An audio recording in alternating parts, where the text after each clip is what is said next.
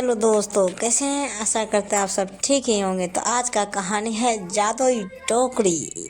सुनिए एक रहस्यमयी कहानी, जो कि एक बहुत अच्छी कहानी होने वाली है दोस्तों। तो ये कहानी अंत तक सुने। माँ बेटा माधव, मेरी नौकरी चली गई है।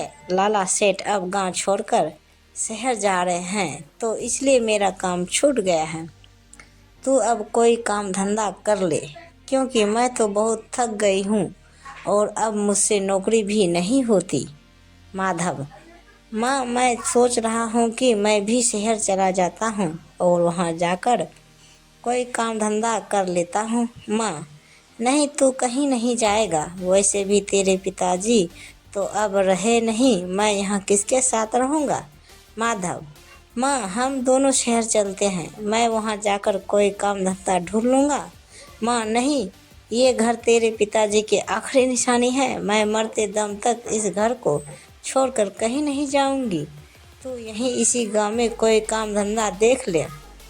माधव: माँ, मुझे सिर्फ समोसे बनाने ही आते हैं, उसके अलावा मुझे कोई और काम नहीं आता है। जैसे पिताजी समोसे बनाते थे, मुझे भी बस वही बनाने आते हैं। माँ: ठीक है बेटा, तू भी बाजार में समोसे का ठेला लगा ले, इससे घर का गुजारा हो जाएगा। माधव: ठीक है माँ, मैं फिर जाकर वही करता हूँ। माधव जल्दी जल्दी समोसे का ठेला लगाने की तैयारी करता है और बहुत सारे समोसे बनाता है। माँ: अरे वाह बेटा, वाह वाह बेटा, खुशबू तो बहुत अच्छी आ रही है। तो बिल्कुल अपने पिताजी की तरह समोसे बनाता है। माधव: हाँ माँ, मैंने समोसे बनाना पिताजी से सीखा है। देखना माँ, मैं जल्दी जल्दी बहुत सारे समोसे बेचकर घर की सारी परेशानियाँ खत्म कर दूंगा। माँ: हाँ बेटा, देख लियो, अब सब ठीक हो जाएगा। माधव के ठेले पे बहुत सारे ग्राहक खड़े होते हैं, लेकिन नंदू हलवाई की दुकान पर सिर्फ मक्खियाँ ही मक्खियाँ भिनभिना रही होती है। ग्राहक: अरे माधव भाई, जरा एक समोसा तो और देना, क्योंकि एक समोसा खाने पर तो मेरा मन ही नहीं भर रहा है। माधव: देता हूँ, आराम से बैठकर खाइए, बहुत गर्म गर्म समोसे है, कहीं भैया आपका मुंह ना जल जाए। ग्राहक: ठीक है भैया, आप दे दो, हम आराम से बैठकर खाएंगे। एक एक करके माधव के ठेले से सारे समोसे बिक जाते हैं। सभी ग्राहक स्वाद लेकर समोसे खाते हैं। ग्राहक: ये समोसे जो नहीं खाएगा वो बहुत पछताएगा। क्यों, सही कहा ना मैंने? कुमती चाची: हाँ बेटा, तू सही कह रहा है। मैंने पहले भी इसकी बगल वाली दुकान से समोसे खाए हैं, लेकिन इस पूरे गांव में ऐसी कोई दुकान या ठेला नहीं है जहां इतने अच्छे समोसे मिलते हो। ये समोसे बहुत लाजवाब है। ग्राहक: हाँ चाची, यहाँ के समोसे जो कोई भी खाएगा वह बार बार मांगेगा। माधव जल्दी से सारे समोसे बेचकर अपने घर चला जाता है। माधव: माँ, आपको पता है कि एक समोसा खाकर भी किसी ग्राहक का मन नहीं भरता है। मुझे तो लगता है कि शायद हमारा समोसे का ठेला यहाँ चल जाएगा। माँ: हाँ बेटा, तू सही कह रहा है, हमारा ठेला यहाँ चल जाएगा। माधव: हाँ, लेकिन ये चिल्लर में कब तक ऐसे रोज रोज गिनूंगा। माँ: बेटा, बूंद बूंद से ही घड़ा भरता है, तो चिंता मत कर, जल्द ही हमारे भी बहुत अच्छे दिन आएंगे और तुझे ये चिल्लर नहीं गिननी पड़ेगी। माधव: नहीं माँ, मैं तो चाहता हूँ कि मैं जल्द से जल्द बहुत सारे नोट गिनूं। ये चिल्लर अब मुझसे गिनी नहीं जाती है। माँ: बेटा, ऐसे रातों रात बड़ा आदमी नहीं बना जाता, तो समझ धीरे धीरे नहीं बना जाता, तो समझ धीरे धीरे ही करके ही हम सारी परेशानियों को दूर कर पाएंगे। माधव: हाँ माँ, मैं समझ गया हूँ कि आप क्या बोलना चाह रही हो। शायद माँ तुम सही कह रही हो। अगले दिन माधव बाजार में ठेला लगाता है और उसके ठेले पे ग्राहकों की भीड़ लगी होती है। यह देखकर नंदू हलवाई अपने कारीगर छोटे लाल से कहता है: नंदू देख रहे हो छोटे लाल सभी ग्राहक कैसे दौड़ दौड़ कर उस नए समोसे वाले के पास जा रहे हैं और मेरे पास कोई भी नहीं आ रहा है। लेकिन ये भूल गए हैं कि जो पुराना होता है वही अच्छा होता है, बाकी तो बेकार है। सामान मिलाकर समोसे बेच रहे हैं। नंदू ये बातें माधव को सुना रहा होता है। छोटे लाल, लेकिन मालिक यहाँ तो सभी लोग उसे ठेले वाले के समोसे की तारीफ कर रहे हैं। नंदू, हाँ अभी तो सही है, लेकिन कल को जब सबका पेट खराब होगा ना, तब सबको पता लगेगा कि किसके समोसे बेकार है और किसके अच्छे हैं। ये सब बातें सुनकर माधव गुस्से में अपने मन ही मन बोलता है, माधव ये बस मेरे काम को बंद करने के लिए झूठी अफवाह फैला रहा है। ऐसा करने से मेरे समोसे बेचने का धंधा बंद नहीं हो सकता। मुझे पता है कि जो भी सच्चाई के रास्ते पे चलता है उसके साथ कभी कुछ गलत नहीं हो सकता। जो बुरा करता है भगवान उन्हें वक्त आने पर सही जवाब दे देता है। तभी सरपंच नंदू की दुकान के आगे आकर रुक जाता है। नंदू, आइए आइए सरपंच जी, क्या चाहिए आपको? मुझे बताइए, मेरे पास सब चीज़ें हैं, अच्छी और शुद्ध, कोई भी मिलावटी चीज़ में नहीं रखता। सरपंच, अरे नहीं रे, मैं तो माधव समोसे वाले का ठेला ढूंढ रहा हूँ। मैंने सुना है कि उसके ठेले पर स्वादिष्ट समोसे मिलते हैं। तुझे पता है क्या कहाँ पर है उसका ठेला? नंदू और सरपंच की बातें सुनकर माधव सरपंच को अपने ठेले के पास बुलाता है। माधव, आइए सरपंच जी आइए, मैं ही हूँ माधव समोसे वाला। सरपंच, क्या तुम ही वो समोसे वाले माधव हो जिसके समोसे पूरे गांव में मशहूर हैं? माधव, जी सरपंच जी, आप बिल्कुल सही जगह पर आए हैं। आइए बैठिए, थोड़ा ठंडा पानी पीजिए और समोसे खाइए। सरपंच, हाँ हाँ ठीक है, मैं बैठकर जाता हूँ। मैंने तुम्हारे समोसे की बहुत तारीफ सुनी है, इसलिए मैं तुम्हें बहुत बड़ा ऑर्डर देने आया हूँ। माधव, कौन सा ऑर्डर सरपंच जी? सरपंच, 2 दिन बाद मेरे बेटे का जन्मदिन है, इसलिए मैं तुम्हें 100 समोसे का ऑर्डर देने आया हूँ। सरपंच के ऑर्डर के बारे में सुनकर नंदू के तो होश उड़ जाते हैं। माधव, आप चिंता मत कीजिए, मैं आपको 100 समोसे बनाकर समय पर आपके घर भिजवा दूंगा। सरपंच, हाँ ठीक है, मेरे घर पर भिजवा देना। ऐसा कहकर सरपंच वहाँ से चला जाता है। नंदू, हे राम, मैंने माधव के धंधे को बंद करने के लिए कितने प्रयत्न किए, लेकिन कुछ भी काम नहीं आया। हाय राम, ऐसे तो वो और मशहूर हो जाएगा। नहीं, मैं ऐसा नहीं होने दूंगा। मैं उसे मेरे बरसों की मेहनत पर ऐसे पानी नहीं फेरने दूंगा। मुझे कुछ करना पड़ेगा। क्या करूं, समझ नहीं आ रहा है कि मैं ऐसा क्या करूं जिससे एक तीर से 2 निशाने लग जाएं। सरपंच का ऑर्डर भी मुझे मिल जाए और माधव का धंधा भी बंद हो जाए। हाँ, एक उपाय सूझा है मुझे। अगले दिन माधव सरपंच के बेटे के जन्मदिन की पार्टी के लिए मेहनत से समोसे बना रहा होता है। माँ, अरे बेटा माधव, खाना तो खा लो, सुबह से ये समोसे बनाने में लगा हुआ है। आजा, चल, मैंने तेरे लिए खाना गर्म कर दिया है, खाना खा ले और थोड़ी देर आराम भी कर ले। माधव, माँ, मैं समोसे बनाकर ही आऊँगा। सरपंच जी ने मुझे समोसे का बहुत बड़ा ऑर्डर दिया है। अगर सरपंच जी खुश हो गए तो फिर माँ हमें किसी बात की परेशानी नहीं होगी। समझ गई ना तुम माँ? हाँ बेटा, मैं समझ गई माधव। माँ, बस ये समोसे हो गए हैं, मैं सारे समोसे अच्छे से टोकरी में ढककर रख देता हूँ। माधव सारे समोसे से टोकरी में ढककर खाना खाने चला जाता है।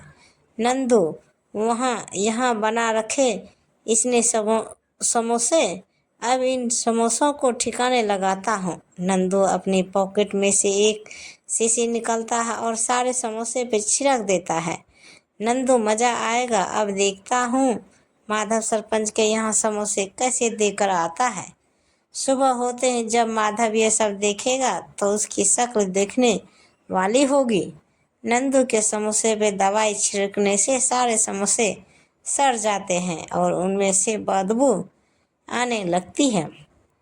अगले दिन माधव, माँ, ओह माँ, मैं सरपंच जी के यहाँ समोसे देने जा रहा हूँ, तो आगे देखना। माधव जैसे ही समोसे उठाने के लिए बाहर आता है, समोसे में से आ रही बदबू को देखकर वह एकदम हक्का बक्का रह जाता है। माधव, अरे माँ, देखो देखो इन समोसे को क्या हो गया है। माँ, अरे अरे अरे बेटा, क्या हुआ, तू ऐसा क्या चिल्ला रहा है। माधव, अरे माँ देखो तो, मैंने तो रात को इन्हें ढक कर रखा था, शायद इसलिए इसमें से बदबू आ रही है। हाय हाय, अब मैं क्या करूं। हाय हाय, सत्यानाश सत्यानाश। माँ, अरे बेटा, अब क्या होगा। माधव, माँ, मैं सरपंच जी को क्या मुंह दिखाऊंगा, अब बोलो ना माँ, मैं क्या करूं। अगर मैंने शाम तक समोसे नहीं भेजे तो मेरी बहुत बदनामी हो जाएगी।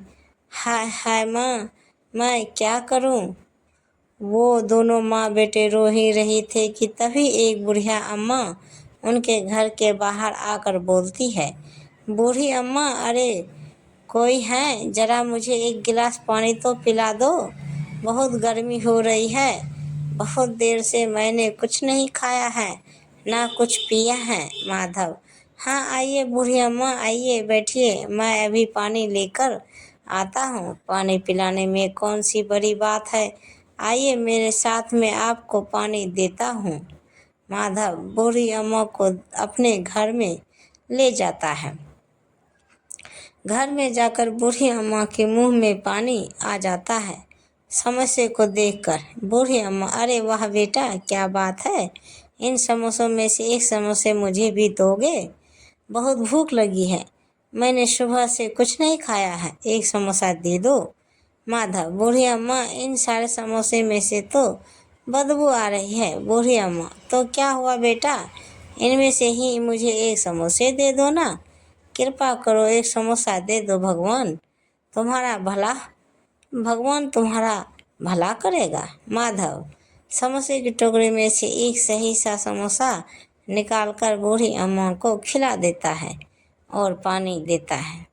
बूढ़ी अम्मा वो समोसे बहुत मज़े से खाती है। बूढ़ी अम्मा, अरे वाह बेटा, ये समोसे तो खाने में बहुत अच्छे हैं, बहुत स्वादिष्ट समोसे बनाए हैं, मेरा तो एक समोसा खाकर मन ही नहीं भरा। माधव, बूढ़ी अम्मा, ये तो ठीक है, लेकिन मेरे साथ एक बहुत बड़ी समस्या हो गई है, पता नहीं कैसे ये सारे समोसे में से बदबू आ रही है, मैं अब कैसे सरपंच जी को अपना मुंह दिखाऊंगा। बूढ़ी अम्मा, बेटा तू परेशान मत हो, जो मेहनत करता है उसे मेहनत का फल अवश्य मिलता है, तुम परेशान मत हो। बताओ मैं तुम्हें मेरी भूख और प्यास बुझाने का क्या दूं। बूढ़ी अम्मा माधव को अपनी टोकरी देती है। बूढ़ी अम्मा, तुम ये टोकरी ले लो बेटा, शायद ये तुम्हारे किसी काम आ जाए। ठीक है बेटा, अब मैं चलती हूँ। माधव, ठीक है बूढ़ी अम्मा, आप आराम से जाइएगा। माधव, अब इन बचे हुए समोसे को मैं कहाँ रखूँगा। चलो ठीक है, ये बचे कुचे समोसे मैं इस टोकरी में रख देता हूँ। माधव सारे बचे खुचे समोसे उस टोकरी में रख देता है। माँ, अरे बेटा, तू ये क्या कर रहा है, मैं ये सारे समोसे बाहर फेंक आती हूँ। माधव, इन सबको माँ तुम बाहर फेंक दो। माधव, हाँ हाँ, ला दे बेटा, मैं इन सबको बाहर फेंक कर आती हूँ। वो एक एक करके सारे समोसे टोकरी में से बाहर निकालता है लेकिन टोकरी में से समोसे निकालना खत्म नहीं होते। ऐसा करते करते उसकी 2-3 बड़ी बड़ी परातें समोसे से भर जाती हैं, लेकिन टोकरी में से समोसे निकलना खत्म नहीं होते। माधव, अरे अरे ये क्या हो रहा है? इतने सारे समोसे कहाँ से आ गए? माँ, बेटा, मुझे लगता है कि शायद ये टोकरी कोई जादुई टोकरी है। चल बेटा, एक काम कर, जल्दी जल्दी से तू इस टोकरी में से समोसे बाहर निकाल दे और वो सारे समोसे सरपंच जी को दे आ। माधव, हाँ माँ, मुझे भी लगता है कि ये सब उस बूढ़ी अम्मा की इस जादुई टोकरी का ही असर है। ऐसे देखते देखते टोकरी में से 6-7 बड़ी बड़ी परातें भरकर समोसे निकल जाते हैं। लाते, बेटा जा, तू ये समोसे सरपंच जी के घर दे आ।